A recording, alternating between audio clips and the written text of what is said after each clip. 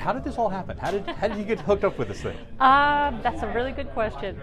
I think it first started with Mauricio reached out to me, but then Amanda and I have known each other for quite some time, and so she actually kind of nudged me on it, and once that happened, the rest sort of just fell into place. Yeah, Amanda said that she'd been wanting to get you involved in USL Super League. It's true. Basically since before it was even a thought. Yeah, well, I knew once she signed up for USL, like in the Super League, I was just like, well, this is going to be big, and I think everything she touches turns to gold, and I don't think this will be any different. And she has great energy. And, totally. And then you got to have the vision, and then you've got to put it in place. So a big part of this, of course, is creating that culture when you have a new club. Mm-hmm. You had to do that when you started the program in Florida. Completely. So what's important to build a culture from the ground up? Honestly, it's getting the right people, but then it's also like creating some systems and creating some structure, like infrastructure, to where everyone understands and they're operating in their sweet spots. And that sounds easy, but it's really a complicated process, and it's really intentional. I think that's the big thing is, can you be intentional with the people you hire? You had success pretty early on, mm-hmm. 3 years in, right? You won a national championship. But then you were able to sustain success for a long time. Was it a different job to build it than it was to keep it going? Yeah, I think it's. I think when you are climbing that hill, it's kind of exhilarating. When you're trying to maintain, it's a lot harder. And I think both have their own challenges, but they're very different. And talk about where the women's game is right now in terms of talent, mm-hmm. numbers, that sort of thing now versus 10, 12, 15 years ago. Oh, like night and day. I mean, there's so much talent, and honestly, it would be so nice to have more options for athletes to have a vision that they could actually be in this. And I think with the idea that there are going to be more opportunities is going to increase from the bottom up even, because right now it's like, oh, that feels like really far away. If they can actually see these people as part of their community and be in the presence of them, not just like looking at them from afar, game changer.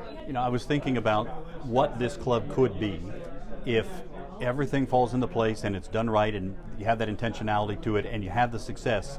Jacksonville could become the premier destination for women's soccer in the best women's soccer country in the world. I mean, that's a possibility. That is a possibility. You can't say that about a lot of teams and sports here in Jacksonville. The opportunity for the club here is pretty massive.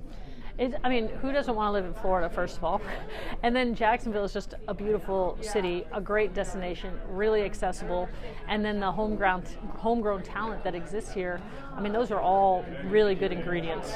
Part of the other thing I think is interesting about the league's plans is to play that FIFA calendar. Love that. Where you're going from the fall to the spring.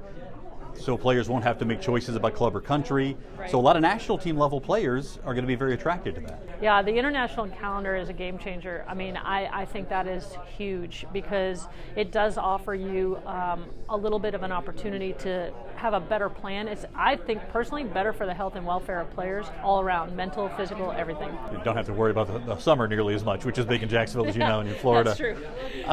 I know this is early days here, but what are the first things you kind of want to do and dig your teeth into on this project?